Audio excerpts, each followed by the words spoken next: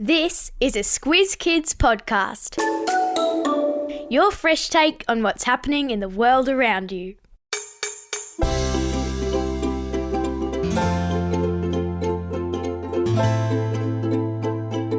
It's a common disability and some people call it their superpower.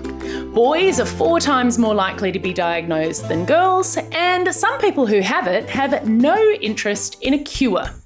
This is your Squiz Kids Shortcut to Autism, the podcast where we dive into the who, what, when, where, why and how of the big news stories.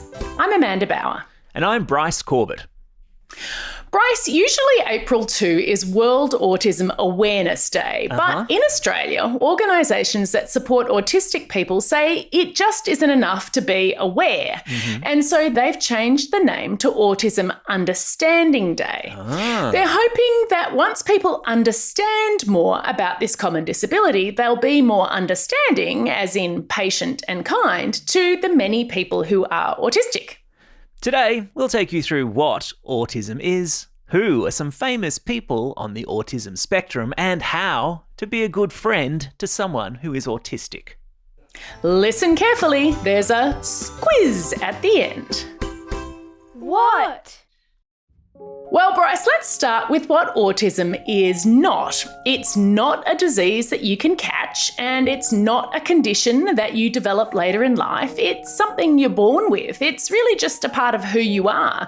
It's something that affects how you think and feel, how you interact with other people, and how you experience the world around you. That does make it tricky to define. Does every autistic person experience the world in the same way? No, not at all. That's why it's officially called autism spectrum disorder. No two people on the autism spectrum are alike. Now, a spectrum is a range. If you think about the colour red, it ranges in a spectrum from the palest blush of pink all the way through to the darkest, deepest blood red.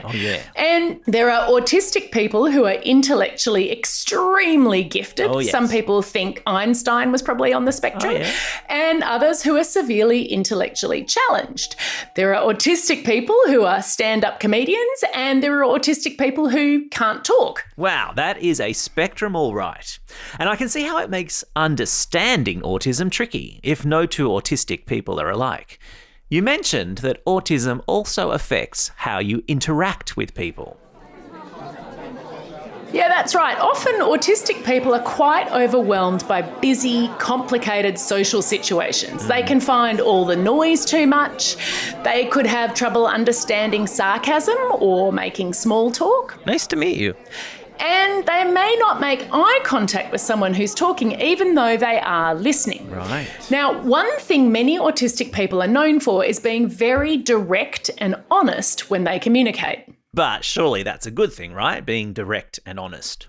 Absolutely. You know where you stand with someone who is direct and honest. That's right. Sometimes non-autistic people might avoid telling the whole truth or being completely honest to save someone's feelings. So, for example, my husband, who is on the autism spectrum, I once asked him if a new pair of jeans made my bum look fat, and he said, no fatter than usual. Oh, ouch. So he was being very direct and completely honest, and, you know, it didn't make me feel great. But then again, when he does give me a compliment, I know he's not just being polite. He really means it. Absolutely. Now, you also mentioned that autism affects how people experience the world around them. Well, often autistic people are extremely sensitive to noises, smells, tastes, touch. So you might see kids at school who wear headphones in the classroom just to try to turn down some of that noise all around them. Oh, yeah. Autistic people might cut the tags off their clothes because they can't stand the feeling of the tags rubbing on their skin. Autistic people simply might not like to be touched. I've popped a link in your episode notes to a 2-minute animated film that I think really helps us to understand what it might feel like to be overwhelmed by your daily, everyday environment. I really recommend it. Cool. I look forward to seeing that. So, Amanda, how common is autism spectrum disorder, and whom might we have heard of who has it? Who? At least 1 in 70 Australians is diagnosed with autism spectrum disorder, and boys are about 4 times more likely to be diagnosed with it than girls. And before you ask why, Bryce, because I know you will, experts aren't sure yet if that's because boys are actually more likely to be born with autism, or if it's just that boys are more likely to be taken to the doctor when they display characteristics of autism. Girls with autism are less likely to have challenges with behaviour, and so their families might not seek a diagnosis. Right.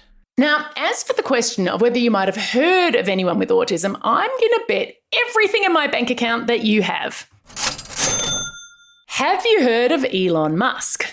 Yeah, the billionaire behind Tesla and SpaceX. I remember he hosted the American comedy show Saturday Night Live not so long ago.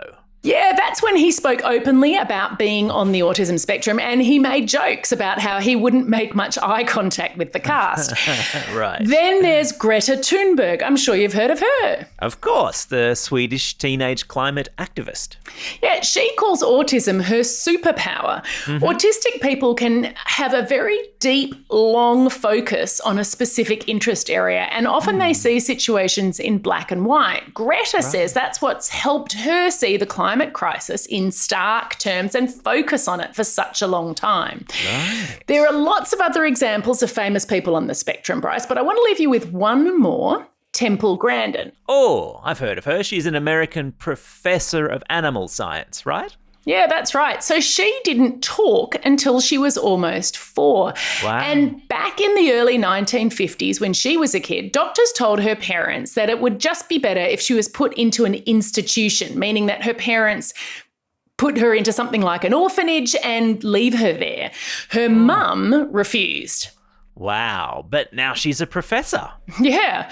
I've put a great animated video in your episode notes of her talking about her autism and how her beautiful brain works. She describes it as a kind of visual search engine. Cool. And she also says in the video that if someone came up with a cure for autism, she'd have absolutely no interest. Good on She's her. also convinced that Einstein, Mozart, and lots of the world's creative people were somewhere on the autism spectrum, which of course doesn't mean that everyone famous is autistic, and it also doesn't mean that all 350,000 autistic Australians are destined to be famous.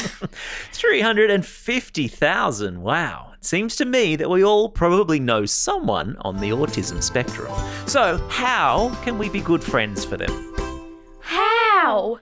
That's such a great question, Bryce. You know, we all have different kinds of friends and we play differently with them. So you might have your friends that you play footy with where you push and shove them on and off the field, and you might have a different friend who really wouldn't like to be handled that way. Sure, of course. Yeah, so your autistic friends are all individuals too, so there aren't any strict rules on how to be a good friend to them. Some guidelines would be the same as for any friendship. You know, you want to be patient, you want to be compassionate, you want to try to find shared interests. And then there are some guidelines that are a little more specific to autistic people. Many people who are autistic would prefer a clear choice. So instead of saying, what do you want to do? You might instead say, do you want to go for a walk or shall we ride our bikes? Ah, I see. And I'm guessing that if they don't make eye contact while you're talking, you shouldn't take that personally. Yeah, absolutely. And if there's someone that you realise seems uncomfortable when making conversation, you might want to make an effort at school to involve them in small group conversations. Ah, I guess that way you're building up their confidence. Yeah, absolutely. Many autistic people don't always understand some of the unwritten rules of friendship, like, you know, taking turns when you're playing. So it helps to explain rules clearly. And if you're having a friend over to play, keep in mind that autistic people may get really upset when plans change suddenly or they don't go according to the plan. So you want to try to minimise that where you can. Yeah, absolutely. And if you have a friend who doesn't like lots of loud noises, I guess you can do really simple things like not crank up the music or the TV when they're over at your house. Exactly. I've popped a link in your episode notes with some other guidelines, but actually probably the simplest thing is just to ask an autistic person, or if they're non-verbal, meaning that they don't speak, you could ask their caregiver how you can be a better friend to them. They are sure to have some tips for you. And in fact, Bryce, some businesses have done just that. They've gone and talked to autistic people, and now there are museums and supermarkets that have quiet hours where they turn off the music and tone everything down. Wow. And there are shoe and clothing shops that offer appointments outside of regular hours for autistic kids. Microsoft runs Minecraft workshops for kids on the autism spectrum, and Surf Lifesaving Australia has an inclusive beaches program that works to help autistic people learn to be safe on the beach and join their local club. That is so cool.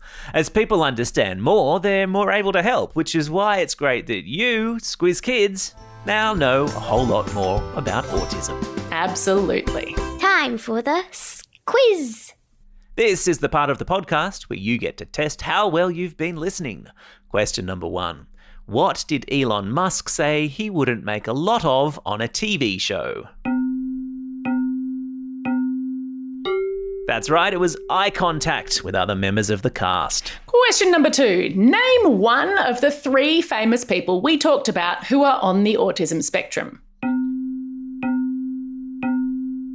Yep, we're looking for Elon Musk, Greta Thunberg, or Temple Grandin. Question number 3. How old are kids when they get autism?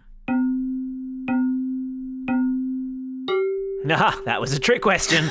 You're born with it, of course. Very tricky, Bryce. That's all we have time for today. Thanks for joining us as we explored the who, what, how, where, when, and why of autism. Now get out there and have a most excellent day. Over and out.